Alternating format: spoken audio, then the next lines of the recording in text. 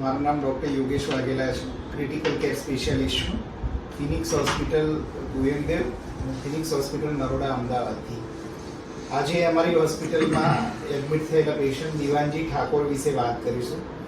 દિવાનજીને exact 1 મહિના પહેલાં accident થયો. એક્સિડન્ટ થયા પછી નજીકની હોસ્પિટલમાં લઈ ગયા અને ત્યાં કમનસીબે સારવાર દરમિયાન એમનું હૃદય 2 થી 3 વાર બંધ થઈ ગયું. છતાં પણ પછી ઇમરજન્સી સિચ્યુએશનમાં વેન્ટિલેટર પર મારા ત્યાં લાવવામાં આવે. શરૂઆતની પરિસ્થિતિ ઘણી જ ખરાબ હતી. ટ્રીટમેન્ટ ચાલુ કર્યા પછી ખ્યાલ આવ્યો કે એક્સિડન્ટના કારણે એમને છાતીમાં ડાબી બાજુએ ઓલમોસ્ટ બધી જ પાંસળીઓનું ફ્રેક્ચર થયેલું, કિડની પર સોજો, બ્લડ પ્રેશર ઓછું, માથામાં ઈજા, બધા જ અંગો પર ઓલમોસ્ટ અસર હતી શરૂઆતના તબક્કે.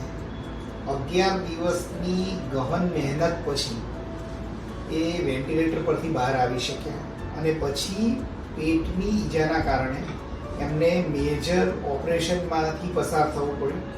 મેજર ઓપરેશન થયા પછી પણ રિકવરીમાં ઘણો લાંબો ટાઈમ લાગ્યો. મલ્ટિપલ ઇન્ફેક્શનના એપિસોડ અને એમાંથી પણ લડત આપીને 25 દિવસ એ આઈસીયુમાં રહ્યા પછી એમને વોર્ડમાં મોકલ્યા અને આજે એક્ઝેક્ટ 31 દિવસ પછી એ ઘરે જઈ રહ્યા છે.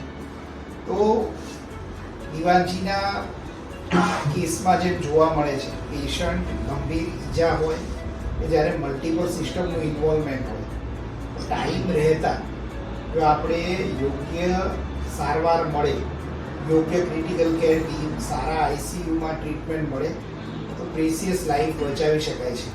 આજે આપણે દિવાનજી જોડે વાત કરીશું અને દિવાનજીના રિલેટિવ સાથે પણ વાત કરીશું, કારણ કે જ્યારે આટલી લાંબા ટાઈમ સુધી સારવાર લેવાની હોય ત્યારે દર્દી અને દર્દીની સાથેના રિલેટિવ બધાનો સહકારની જરૂર પડતી હોય છે.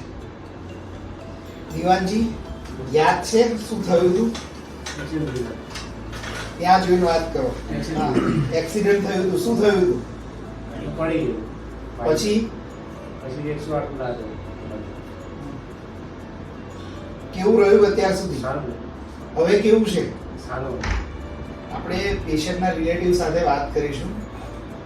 કેવી પરિસ્થિતિમાં લાવ્યા હતા તમે? બહુ ગંભીર પરિસ્થિતિમાં લાવેલા અને આપણે ફિનિક્સ હોસ્પિટલ આવ્યા પછી સારવાર પ્લાન ચાલી એ પછી ભાઈને ઘણું આરામ છે. અત્યારે ઘણી જ પેશન્ટ્સ આવી. તમે જોઈ શકો છો કે મોટા ભાગના બધા જ પ્રોબ્લેમમાંથી નીકળ્યા છે.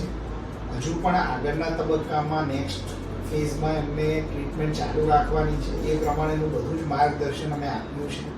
હું ફિનિક્સ હોસ્પિટલ ફેમિલી તરફથી દિવાનજીને આગળની જિંદગીમાં સારા સ્વાસ્થ્ય માટે શુભકામના આપું છું. Thank you.